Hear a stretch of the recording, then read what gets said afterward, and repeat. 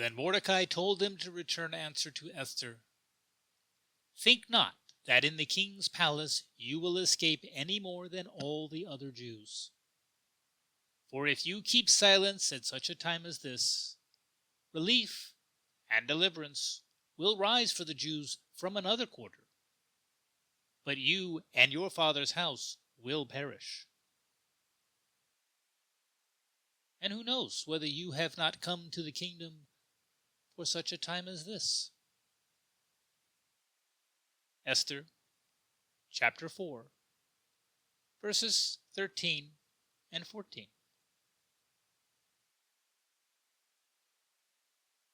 I don't want to get involved. That doesn't concern me. How often have we heard such things said? How often have we said such things? How often have we chosen to walk away from a troubling situation rather than taking action, any action? How often have we seen some wrong being done, some injustice taking place, and said nothing? I suspect the answer is somewhere in the vicinity of quite often. As a general rule, I have observed people can be quite reluctant to get involved in someone else's challenging situation. I have witnessed people's reluctance to speak out against some injustice, either in the workplace, or in a restaurant, or just in passing on the street.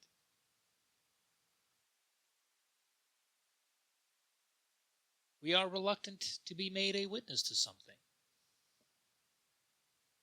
We do not want to step into another person's problem.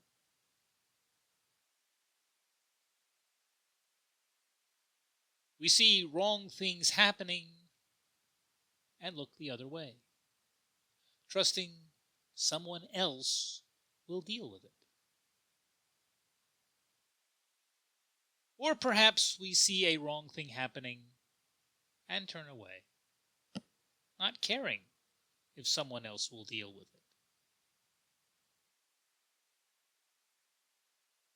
It's not hard to wonder why.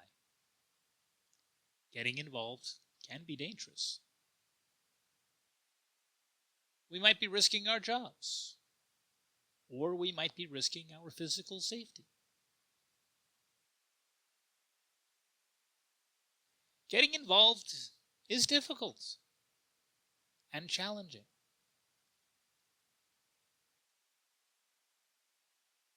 Speaking out can be difficult and unnerving.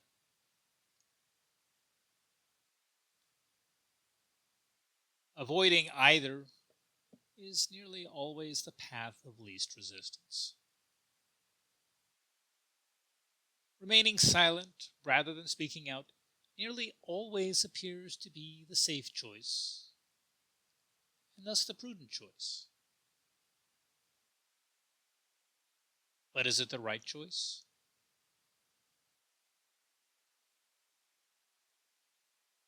The civil rights leader John Lewis once asked, "If not us, then who? If not now, then when?" We can take Lewis's rhetorical question a step further and ponder, if not us now, who will stand for us later?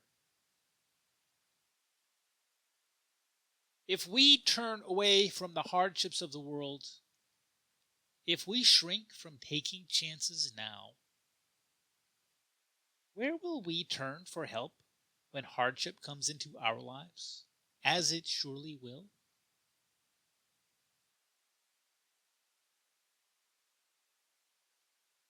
If we claim to believe that God bends the arc of the universe towards justice, then it is certain that someone will, at some point, stand for that justice and challenge the wrongs we see around us today.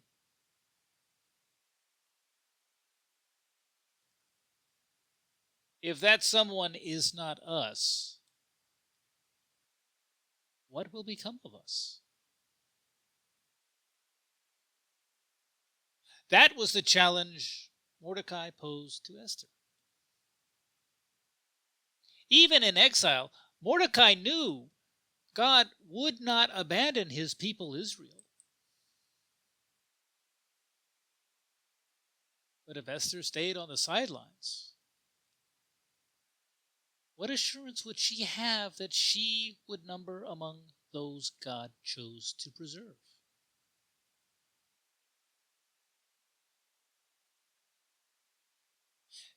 The answer, of course, is that Esther had no such assurance.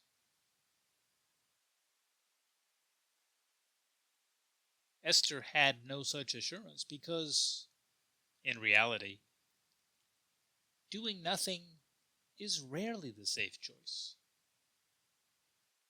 It is merely the easiest choice. We know, even from history, that God does bend the arc of the universe towards justice.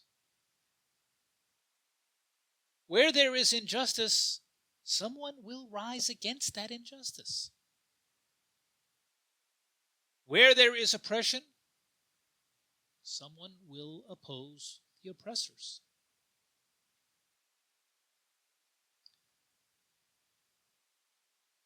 We know also from the Gospels that we are not meant to stand idly by and do nothing. We know from both the parables of the Good Samaritan and the sheep and the goats that we are called to take an active role in confronting the injustices which abound in this world. We are called to comfort the sick, clothe the naked, and welcome the stranger. Wherever there is a problem, we are called to be part of the solution. Silence is an option, but it is never a good option. Inaction is a choice, but it is never a good choice.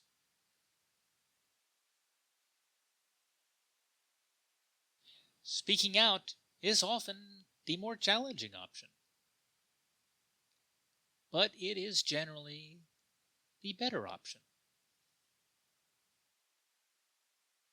Taking action is often the more difficult choice, but it is generally the wiser choice. Certainly, I would much rather not have to speak out. I would greatly prefer not to have to take action.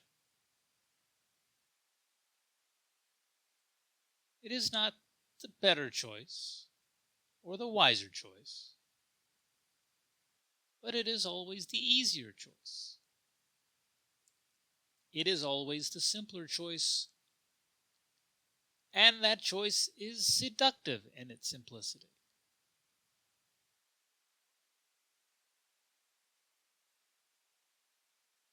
But we are called to speak out. We are called to take action. Mordecai's warning to Esther teaches us this. The Gospels teach us this. Throughout the Old and New Testament, we are taught this.